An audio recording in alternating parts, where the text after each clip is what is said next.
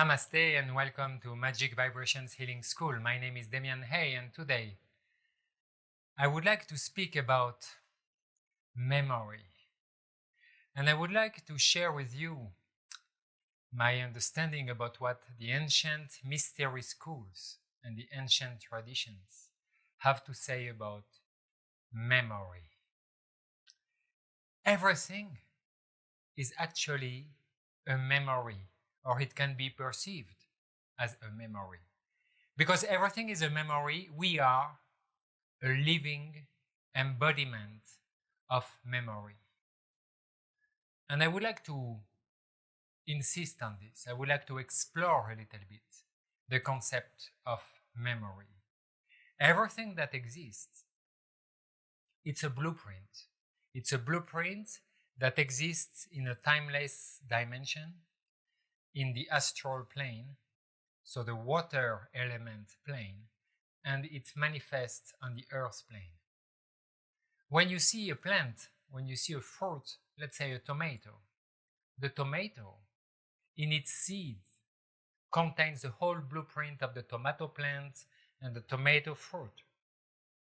If this blueprint, this memory of what is a tomato and how it works, and the whole system that exists within the tomato plant in relationship to the ecosystem wouldn't exist in the astral plane, the seed would not give life to a tomato plant.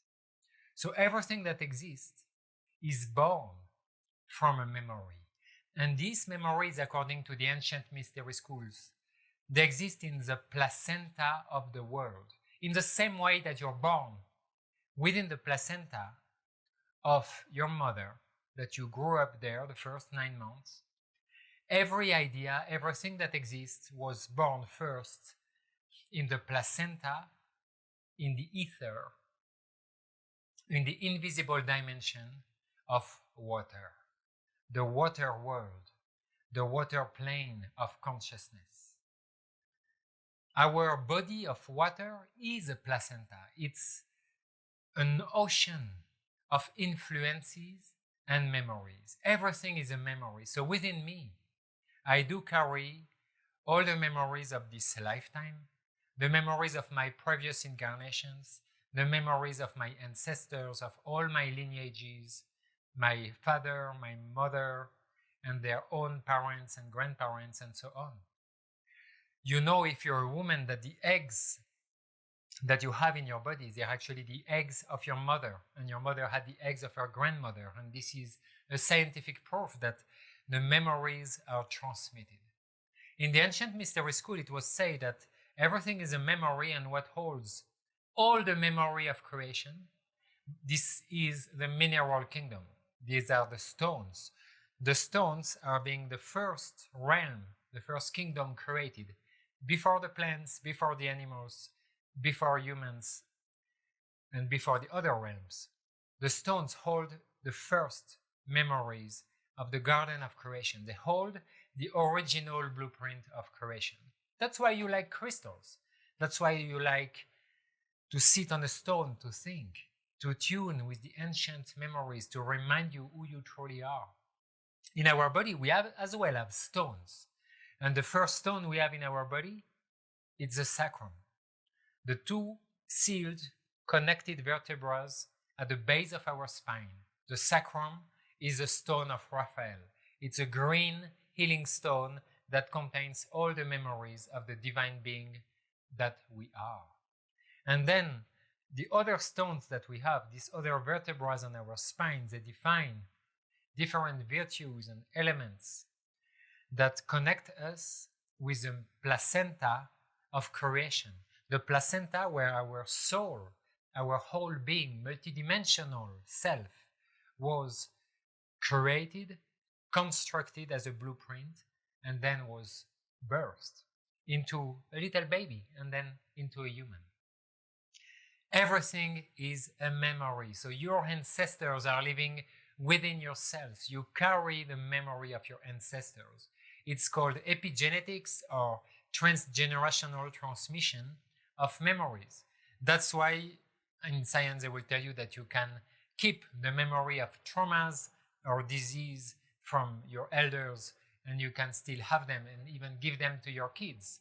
But we keep as well the good memories. We keep the joyful memories. We keep the gifts and the skills from our ancestors within us, and we can unlock, we can unveil these memories to access to it.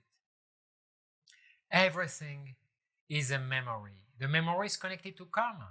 It's the causes and effects of all your actions that created a movement that wants to find a resolution. The resolution will be found when you will have experienced all the perspectives and the points of views of perception of one event, one happening, one feeling, one sensation, one act, one thought. When you will have experienced all of them, then you resolve your karma, you resolve your memories. So we are born in the placenta of the Divine Mother. Within this placenta, which is water, etheric, astral water, you have a lot of influences. You have a lot of memories. And these influences and memories, they're like a river, a stream of consciousness where we are bathing inside, and it's pushing us. It's moving us, and we are moving with the flow. Sometimes we fight against the flow. We try to go and to fly backwards, and sometimes we just flow with the stream of consciousness where we are connected, where we are actually tuned, where we are in resonance with. So all the influences and the memories we have an affinity with, and this is the law of affinity. You have an affinity with, it means you resonate with. Then it constitutes, it creates this stream of consciousness that you can perceive, if you wish, as a river. And you're just swimming in this river. You don't know where this river goes. That's the truth. You don't know. If you believe you know where the river goes, you know, either you are really psychic and you have this overview ability, or you're just ignorant, because we never know where these influences, these memories are leading us. We trust that the Divine Mother will take us wherever we need to go. And that's a great mindset. But many times we can be taken in a stream of consciousness that is not only ours, but that is collective, because the collective memories are living within us. So we are connected with all the streams of consciousness of the collective. And these days, I believe that many rivers are merging, and we're influenced more and more by the collective. And sometimes the collective wants to experience death, destruction, collapse of civilization. It wants to experience something drastic, like a breakdown, to go through the breakthrough. We sometimes need to step out of the stream of consciousness of the collective, of these influences, to go on the shore of the river, to be able to observe the river, to be able to see if this is an appropriate stream of consciousness, of memory, where you're connected to, where you're swimming, where you're being transported. Sometimes you can step out and choose another stream of consciousness. This is the power of multidimensional awareness. When you drop into the heart and you step back, like in most of the meditation practices, you can actually move the point of perception from being in the river to being on the shore and just observing the river flowing.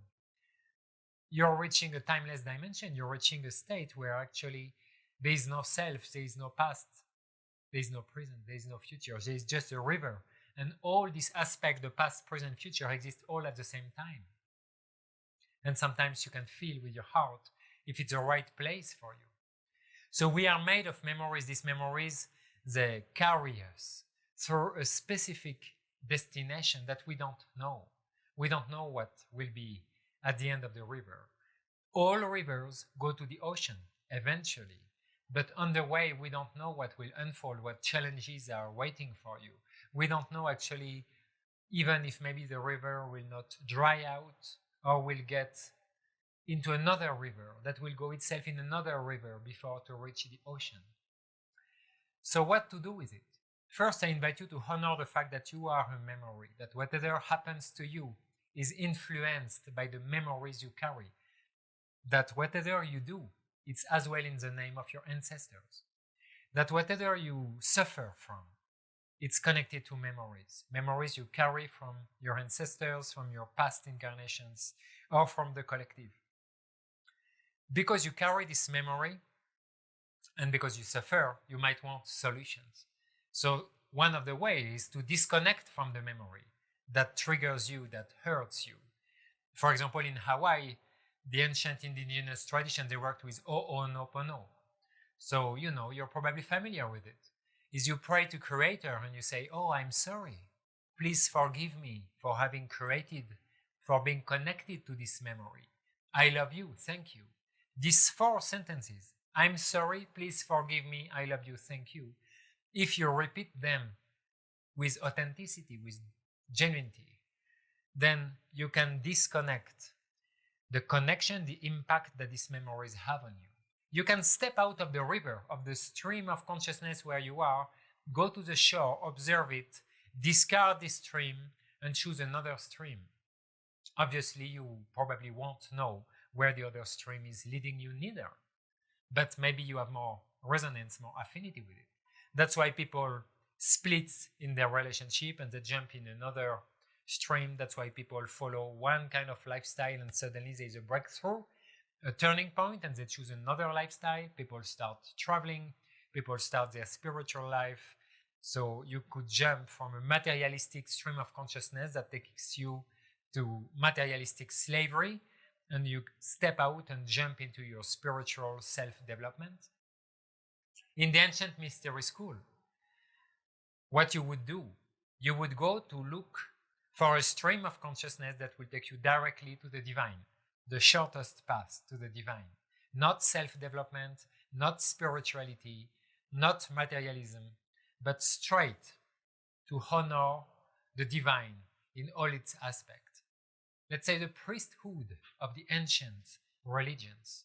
I say ancient because I'm not speaking about the priesthood in the Christianity or the priesthood in the Muslim and Jewish cultures or the Hindu cultures. I'm speaking about the ancient priesthood, which was a direct path to the divine. And you would choose a stream of consciousness where you already had people there, and these people had an alliance with the divine. An alliance is like a contract, like an agreement, that a blessing, a living embodiment of grace connected to this stream of consciousness to make sure it goes straight to the divine. And then you would choose, if you would feel called to, this stream of consciousness, and you would go straight back to source. So you have many ways to deal with your memories. You can do healing session and we can disconnect you from these memories, from these karmas. We can wash it from your subtle anatomy.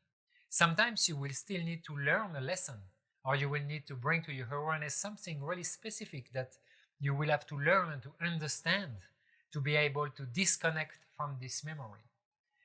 You can as well simply disengage from the collective streams of consciousness by claiming that you are not participating in this stream, in this collective history of pain, of hurting each other.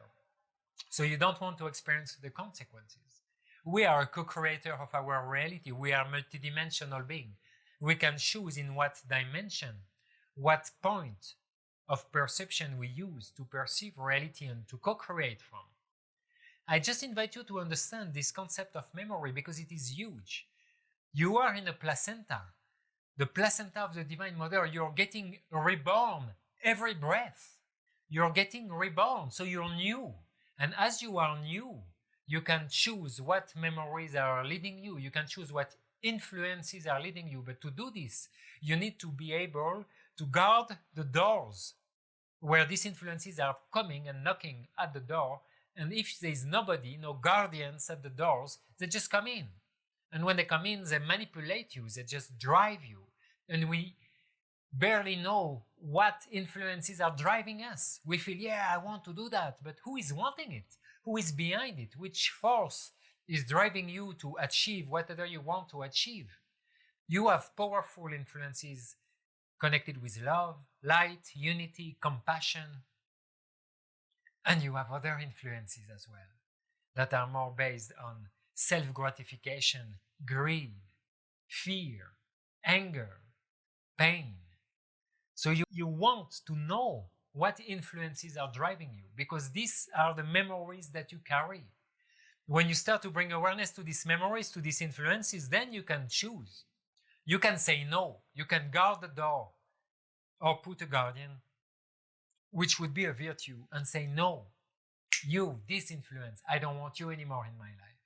This requires willpower. You need willpower. If you're swimming in this stream of consciousness, this river, and the stream is powerful, how do you want to reach the shore? It requires an effort. It requires willpower. You need to target and direct your will to the shore, and then you can step out of the shore. Some other traditions, more tantric, say like, just allow the Divine Mother to carry you. But that would work if you would purify first your memories.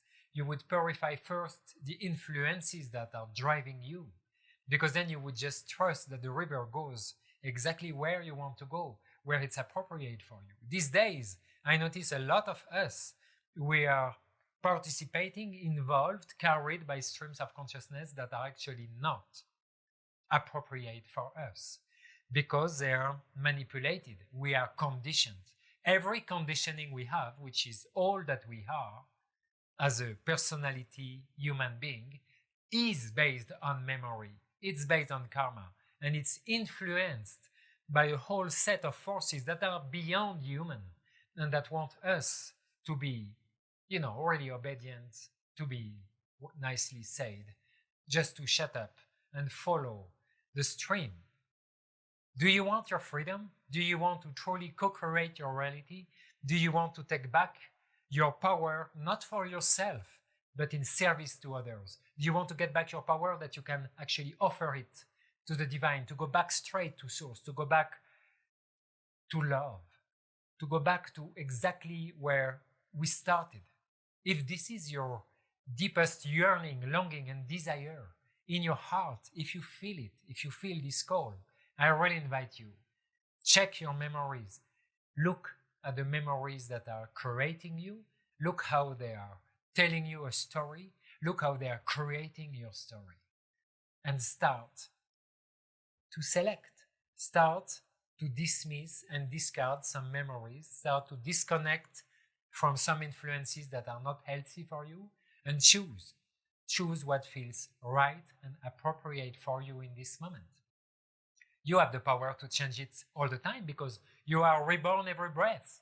Every breath, you have the power to choose who you want to be. That's why the breath is so powerful. It's so essential, because the breath is a small death and a small rebirth. Small means nothing, because it's actually death and rebirth constantly. We are a becoming being. We are a becoming memory. So choose your memory. Choose your alliances. Choose your company. Choose what energies you put in your senses, because these are new memories that you invite within your field and that condition your life. So choose what you're watching, what you're listening to. Choose what you're reading. Choose the people you're hanging around with. Choose sometimes not to go there. Choose to say no to addictions or to unhealthy patterns. Yes, you need willpower, but understand, if you don't do it, you're being done. You're being created by influences that don't care your well-being, by influences that probably in our modern world don't care Mother Nature, they don't care the garden of creation, they don't care compassion and love. So choose, perceive, observe the memories within you. Try to understand how you're participating in these collective streams of consciousness. If you want help or support or more guidance about how to disconnect from these memories, how to jump out on the shore from the stream of consciousness where you're actually participating in, then maybe I can help you in a private session, or maybe you find someone else to help you. This is your power, this is your birthright. You can choose as a co-creator what influences, what memories are driving your life. And I really invite you to honor this birthright. Thank you, thank you, thank you.